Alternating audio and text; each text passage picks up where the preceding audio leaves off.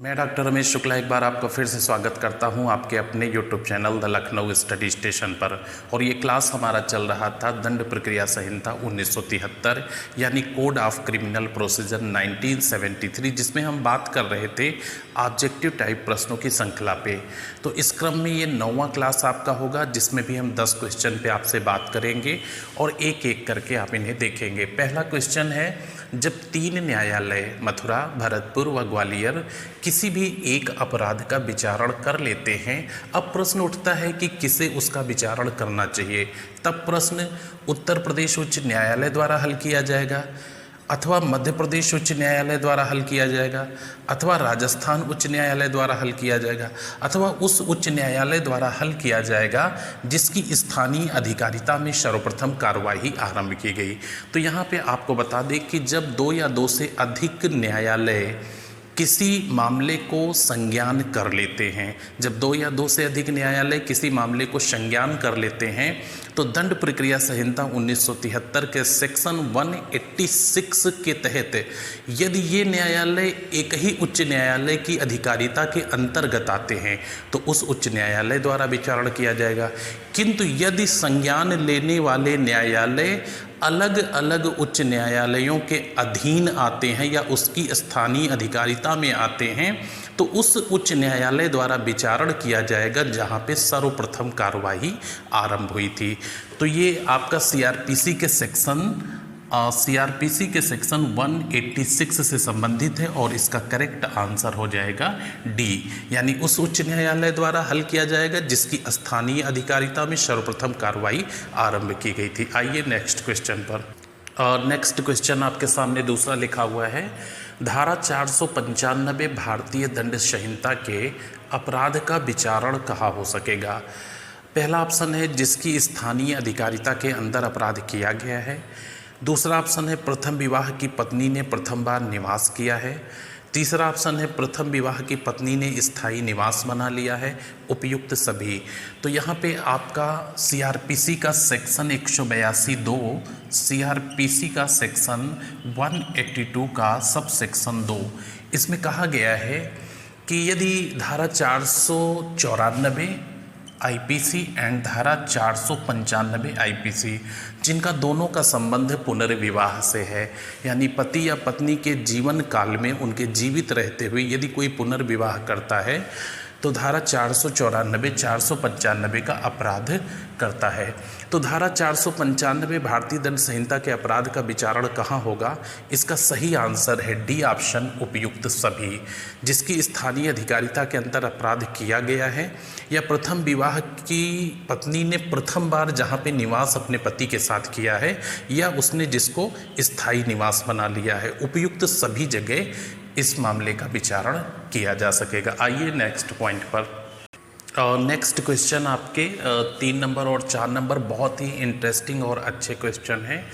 कोई व्यक्ति आगरा में चोरी करता है और चोरी का माल मथुरा में रखे है, तब उसका विचारण अथवा जांच होगी आगरा में, मथुरा में, इलाहाबाद में, आगरा अथवा मथुरा में।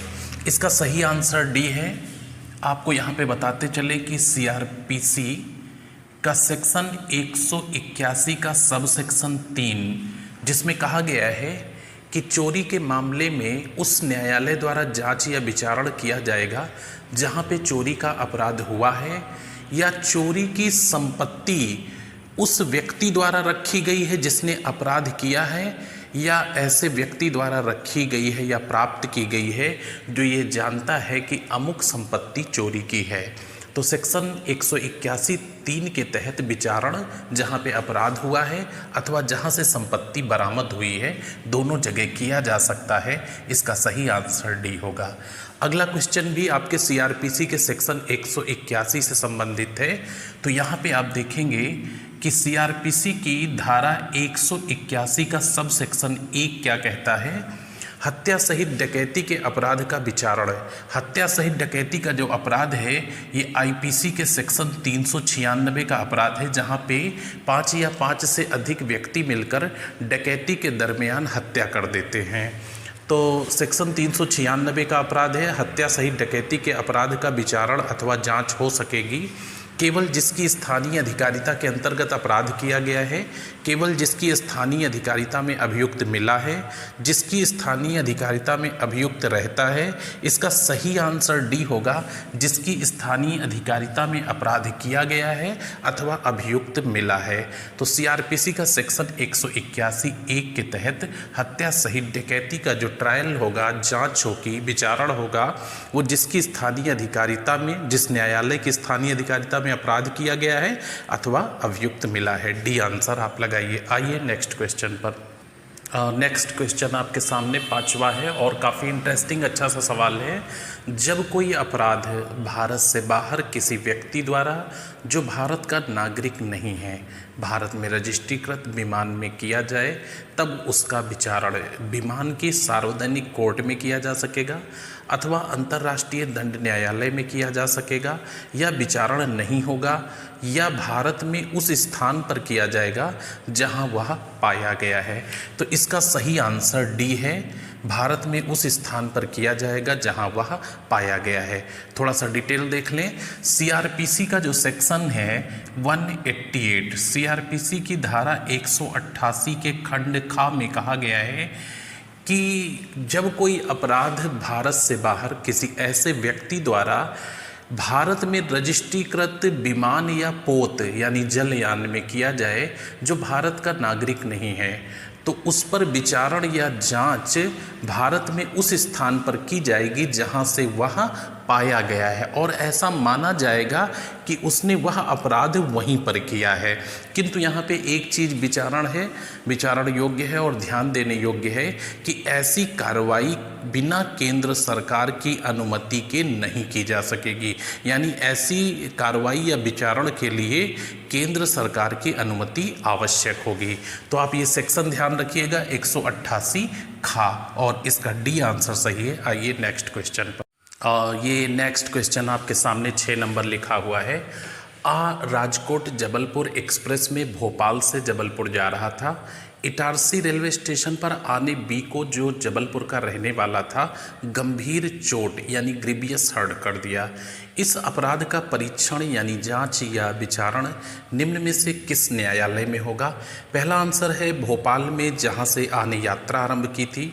दूसरा आंसर है जबलपुर में, जहां का बा रहने वाला था। तीसरा आंसर है इटारसी में, जहां आने बा को गंभीर चोट पहुंचाई थी। और चौथा आंसर डी, जहां मध्य प्रदेश उच्च न्यायालय तय करेगा, वहां पे जांच होगी। तो यहां पे आपको बता दें कि जो सीआरपीसी का सेक्शन 183 है, सीआरपीसी का सेक्शन 183 में कहा गया है कि यदि उस समय कोई अपराध हुआ है जब अपराध को करने वाला या जिसके विरुद्ध अपराध हुआ है यात्रा पे हैं, ये सड़क यात्रा, रेल यात्रा या जल यात्रा हो सकती है, तो ऐसे मामलों में यदि कोई अपराध होता है तो इसका विचारण उस न्यायालय द्वारा किया जाएगा जिसकी स्थानीय अधिकारिता के अंतर्गत अपराध हुआ है। तो इस तरह से आपका आंसर कौन सा सही हो जाएगा?